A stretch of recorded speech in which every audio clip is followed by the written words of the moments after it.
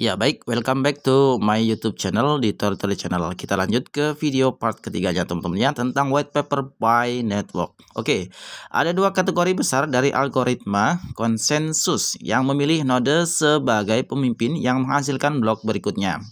Dan yang tidak ada pemimpin eksplisit, tetapi semua node mencapai konsensus tentang apa blok berikutnya setelah bertukar suara dengan mengirim pesan komputer satu sama lain. Sebenarnya, kalimat terakhir mengandung banyak ketidakakuratan, tetapi ini membantu kami menjelaskan garis besarnya.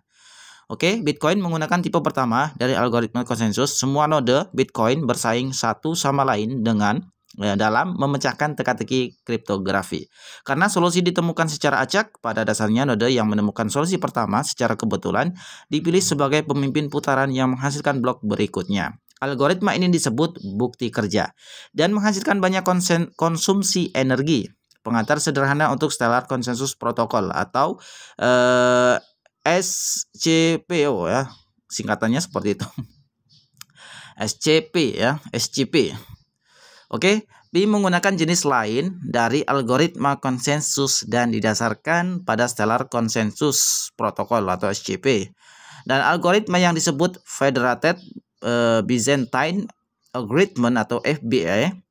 Algoritma semacam itu tidak memiliki pemborosan energi, tetapi memerlukan pertukaran banyak pesan jaringan agar node mencapai konsensus. Tetapi apa yang seharusnya menjadi blok berikutnya? Setiap node dapat secara independen menentukan apakah suatu transaksi valid atau tidak. Kewenangan melakukan transisi dan pengeluaran ganda berdasarkan tanda tangan kriptografi dari riwayat transaksi. Namun, agar jaringan komputer dapat menyetujui transaksi mana yang akan dicatat dalam satu blok dan urutan transaksi dan blok ini, mereka perlu saling mengirim pesan dan memiliki beberapa putaran pemungutan suara untuk mencapai konsensus.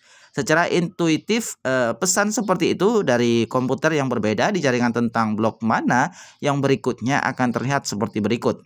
Saya mengusulkan kita semua memilih blok A untuk memilih yang berikutnya.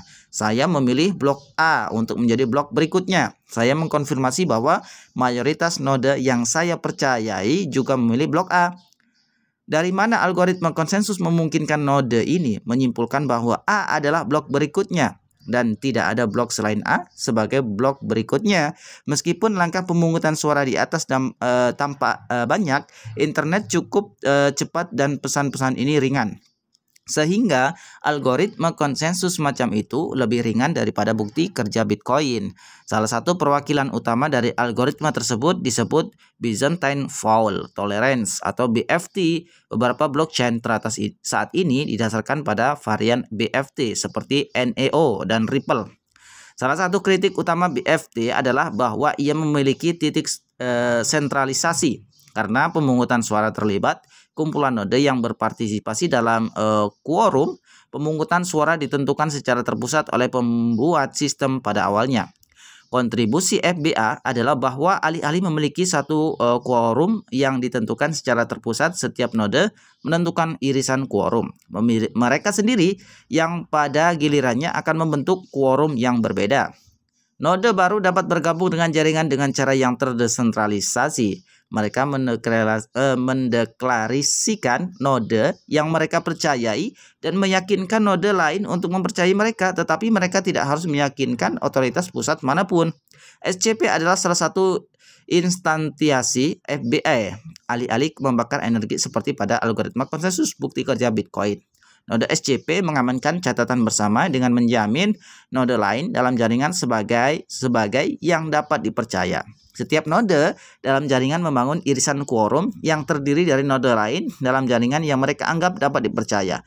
Quorum dibentuk berdasarkan potongan quorum anggotanya dan validator hanya akan menerima transaksi baru dan hanya jika sebagian node dalam quorum mereka juga akan menerima transaksi tersebut. Saat validator di seluruh jaringan membangun quorum mereka, quorum ini membantu node untuk mencapai konsensus tentang transaksi dengan jaminan keamanan.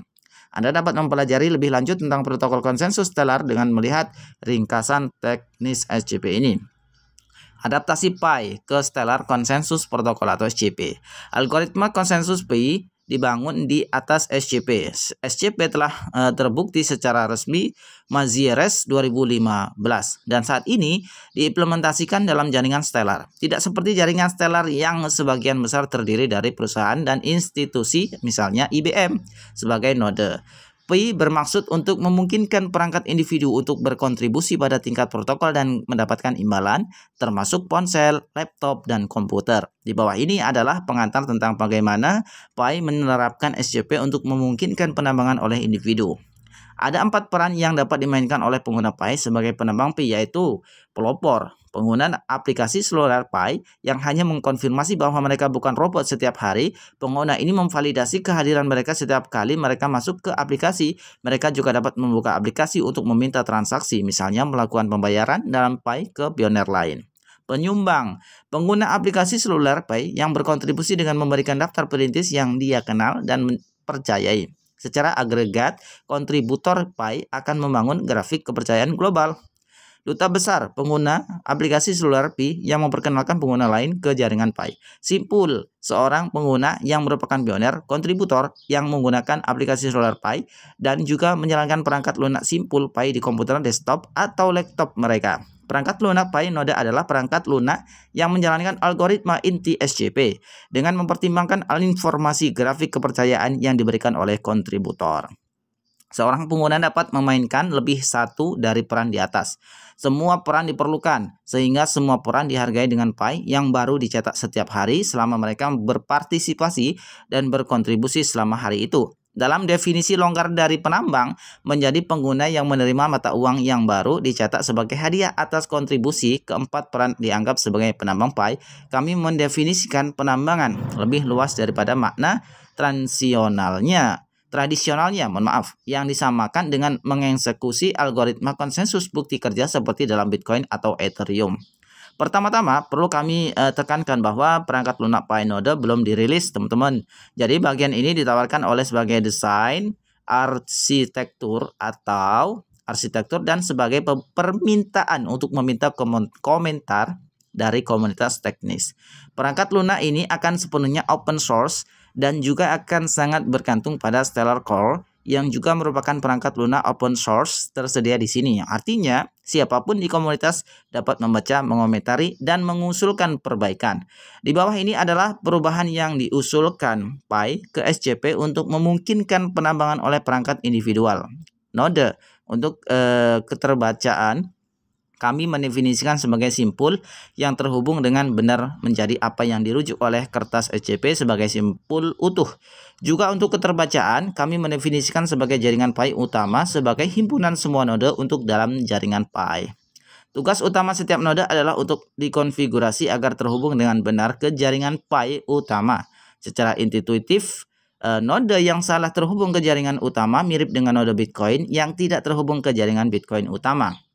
Dalam istilah SCP, untuk video selanjutnya saya akan lanjutkan di part berikutnya, teman-teman ya. Jadi usahakan teman-teman jangan dilewatkan informasi ini, teman-teman ya. Oke.